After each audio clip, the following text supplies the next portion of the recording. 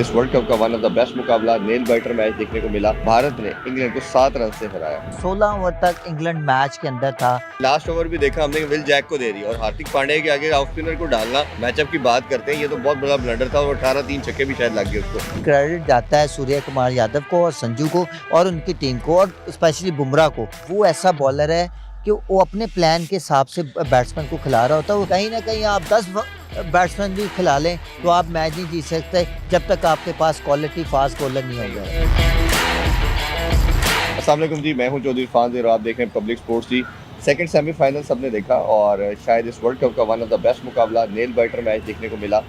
भारत ने इंग्लैंड को 7 रन से हराया। इस पर आज डिटेल में बात करेंगे, क्या खूबियाँ रही, क्या अच्छा खेला और कहाँ फिर भी कमी रहेगी इंग्लैंड की तरफ से, इसको भी डिस्कस करेंगे। डिस्कशन के लिए अदनान भाई हमारे साथ है। अस्सलाम वालेकुम। वालेकुम अस्सलाम। आउटस्टैंडिंग क्रिकेट देखने को मिली। टॉस का रोल था लेकिन ड्यू फैक्टर उस तरह नहीं आया जिस तरह हमने कलकत्ता में देखा। मैंने आपको पहले बता दिया सारी चीजें ठीक होंगी। आपको मैंने कहा था पिच भी ठीक होगी। हाँ। पहली जो भी बैटिंग करेगा वो जो है ना वो स्कोर करेगा। कल देख लें, इंडिया ने प्लान किया हुआ था क्योंकि पहले मैच की बात करें न्यूजीलैंड और उसका मैच था साउथ अफ्रीका का।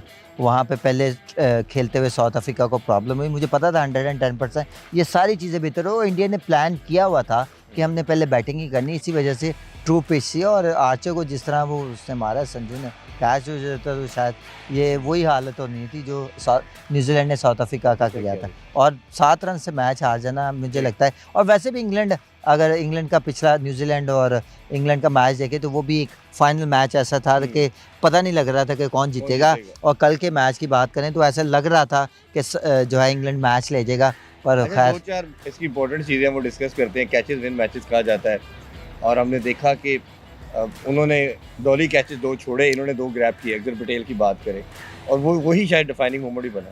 देखें कल जो हैरी ब्रूक का कैच था वो टर्निंग पॉइंट था क्योंकि हैरी ब्रूक ऐसा प्लेयर है कि वो जहाँ पे भी बॉल करते हैं ना वो उसको हिट मारता हो। एक्स्ट्रा कवर हो, मिड विकेट हो, स्वीप हो, रिवर्स स्वीप हो, उसके पास कंप्लीट बैटिंग करने का एक पैकेज था। और उसका जिस तरह का कैच पीछे भाग के एक्सर ने किया वो बड़ा आउटस्टैंडिंग कैच था। वो टर्निंग एक पॉइंट था। उसके बाद बहुत सी चीज़ें जो है ना वो इंग्लैंड बेहतर करती हुई नजर आई। बैटिंग की बात करें जहाँ पे 3 आउट हो गए थे, वो आके बैटर ने इस तरह की परफॉर्मेंस दी, इस तरह लग रहा था कि मैच वो फिनिश करके चले जाएगा। फिर उसका कैच हुआ, फिर कहीं ना कहीं 16 ओवर तक इंग्लैंड मैच के अंदर था और जहाँ पे 17, 18वां और 19वां ओवर हुआ वो सी ऑफ करने के चक्करों में ना वो एक ये चीज़ नजर आई कि डेथ बॉलिंग मैच का मुकाबला 16 ओवर तक बराबर था।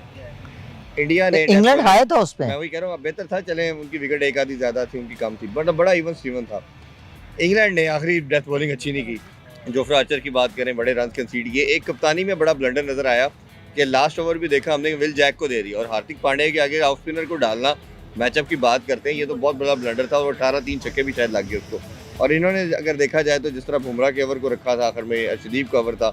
आपको लगता है कहीं ना कहीं कैचेस के अलावा ये डेथ बॉलिंग का भी मुकाबला था और जो इंडिया उसमें जीत गया? देखें इंडिया ने अगर इंग्लैंड की बात करें तो यहाँ पे वो मिस कैलकुलेशन कर गए। वहाँ पे मेन बॉलर रहने चाहिए थे आपके। अगर आर्चर की बात करें तो उसने बहुत ज़्यादा रन दिया। आपका एक विकेट टेकर बॉलर हो जिससे बैट्समैन जो है वो थोड़ा थ्रेट होता है कि इसकी पेस भी है, इसके पास बाउंसर भी है, इसके पास वेरिएशन भी है। तो एक भी नहीं किया, एक भी बाउंसर ने किया उसको, संजू को किया, पर उसने बहुत ही नए बॉल पे ना बहुत ही बड़ा छक्का मारा।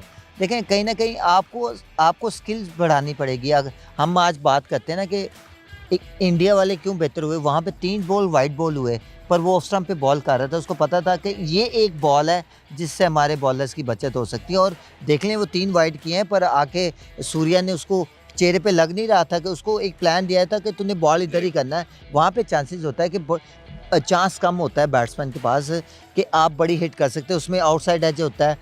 इंडिया वर्ल्ड कप जीत गया, किशन का वो जो कैच था उसके बाद वो ऐसा एक बॉल है कि जहाँ पे रन्स नहीं हो सकते। इंडिया ने वो किया जिसकी वजह से वो लास्ट 3 ओवर जो है ना बहुत अच्छा कर गए। और इंग्लैंड जो है वो स्टंप्स में बॉल करता रहा और स्पिनर को देना हार्दिक पांड्या के सामने वो जैसे उसका बैट हाथ से निकल गया था। वहाँ पे फास्ट बॉलर ही लगाना चाहिए था क्योंकि फास्ट बॉलर को कहीं ना कहीं ऑफ स्टंप पे यॉर्कर करते तो रन्स देखे ना कहीं 3 ओवर 4 ओवर में इंग्लैंड मैच में वापस आया।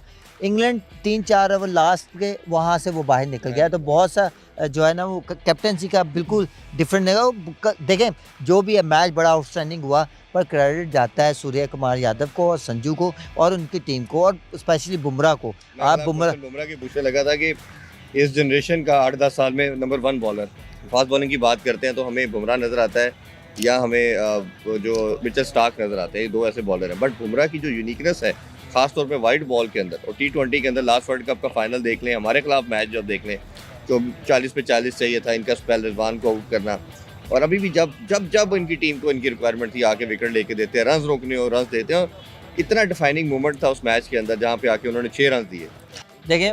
देखें बुमराह की अगर उसकी बॉलिंग की अगर बात करें ना कि वो देखें, एक होता है बॉलर्स कि आप बैट्समैन के प्लान पे चल रहे होते हैं, वो ऐसा बॉलर है कि वो अपने प्लान के हिसाब से बैट्समैन को खिला रहा होता है। वो स्किल्स की बात करें, उसका यॉर्कर की बात करें, उसकी वेरिएशन की बात करें, वो नया बॉल हो पुराना हो, नए बॉल पे भी यॉर्कर करना बड़ा मुश्किल होता है। और बुमराह के पास ये क्वालिटी है कि न्यू बॉल के साथ भी वो जो है वो यॉर्कर करते हैं और इतना उनको उसको कंट्रोल है, रेपुटेशन उसने इतनी की, वो अपनी बॉलिंग की स्किल्स इतनी उससे हाई की हुई है कि बैट्समैन से ज़्यादा सोच रहा होता है। और जहाँ पे इतनी स्किल्स हाई हो फिर उसके सामने रन्स करना बहुत मुश्किल होता है। और क्वालिटी ऑफ बॉलिंग की बात करें तो नंबर 1 इस टाइम बॉलर है दुनिया का, और उसको बच्चा फॉलो कर रहा है। मेरा बेटा अपना फॉलो करता है उसको कि मैं बुमराह की तरह जो है वो बॉलिंग करना चाह रहा हूँ, पर है लेग स्पिनर। बहरहाल कि इतना वो पॉपुलर हुआ, वो उसकी स्किल्स की आज हम हर चैनल्स पे उसकी बात हो रही है कि उसने स्किल्स क्यों बेहतर की है, क्या वो रेपुटेशन किया है,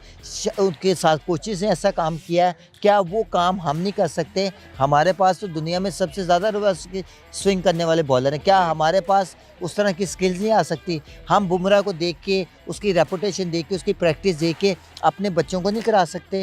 इन फ्यूचर जो हमारे काम आए ये देखना पड़ेगा, आपको प्लान करना पड़ेगा।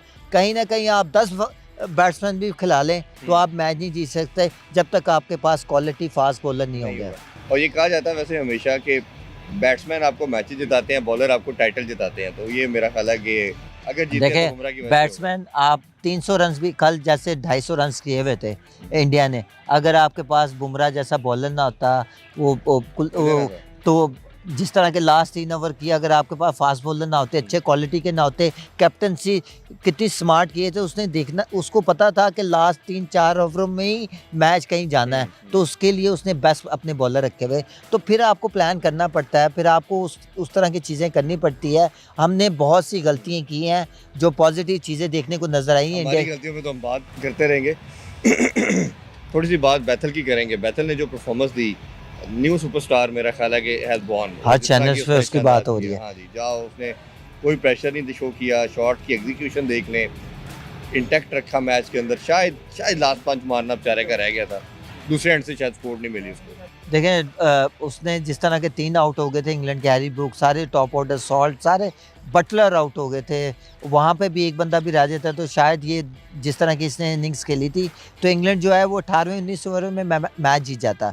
वहाँ पे 3 आउट के बाद इस तरह के आके बैटिंग करना, अटेंट शो करना, स्ट्राइक रेट को देखना, दूसरी तरफ आप ये सोचें कि हमने पर ओवर इतने एवरेज से खेलना है, उसको मेंटेन रखना। 16 ओवर तक वो मैच को लेके चला, उसने मैच के अंदर मैच बनाए रखा, तो इसका मतलब है कि उसकी, वो कहते हैं ना कि बहुत देर बाद एक स्टार मिला इंग्लैंड क्रिकेट टीम को। और इस तरह आके इतना बड़ा मैच हो, सेमीफाइनल हो, इंडिया में खेला जाना हो, जहाँ पे सिर्फ इंडियन नज़र आ रहे हैं, क्राउड का शोर हो, उस प्रेशर को हैंडल करना, उस प्रेशर में इनिंग्स खेलना, तो इसका मतलब वो मेंटली कितना स्ट्रॉन्ग है।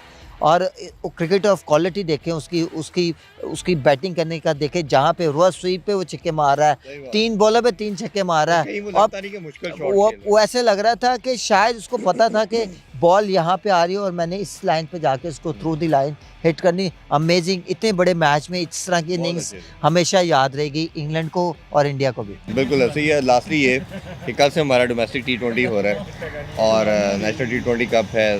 पहले सुनने में आया था प्लेयरों ने इनकार कर दिया, अब सारे खेलने आ गए, और ख़बर सबसे बड़ी ये है कि बाबर आजम भी आ रहे हैं। देखें इस पे तो पहले मुझे लगता है कि ये प्लेयरों ने जो इनकार किया गलत चीज़ है। आपको क्रिकेट देखें, आपकी परफॉर्मेंस जो है ना वो इस तरह की नहीं है कि आप कह सकें कि हमने नहीं खेलना।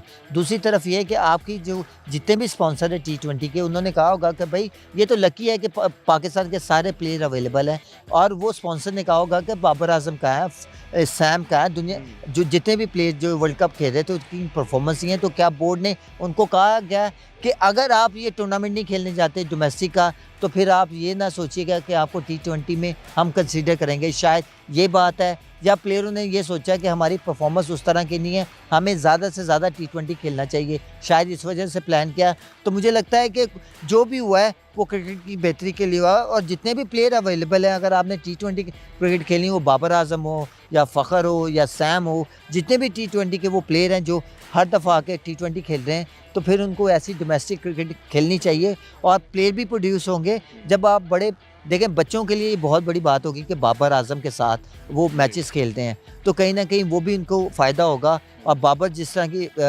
नहीं परफॉर्म कर सका, बाबर को अब चाहिए कि अगर नंबर 4 में इस वर्ल्ड कप में नहीं परफॉर्म हुआ, तो उसको चाहिए कि नंबर 1 जहाँ पे वो उसने परफॉर्म किया हुआ था डोमेस्टिक में, क्या वो नंबर 4 खेलेगा या ओपन पे खेलेगा। उसके बाद अगर PSL होती है तो कहाँ वो ओपन खेलेगा।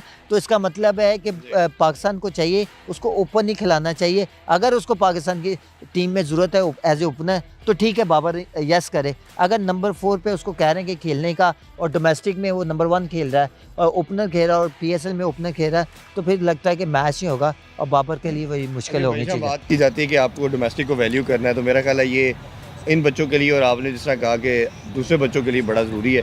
इस पे हम बात करते रहेंगे जी। कल आपसे दोबारा मिलते हैं, हमें इजाज़त दीजिए। अल्लाह हाफिज़। पाकिस्तान जिंदाबाद। जिंदाबाद।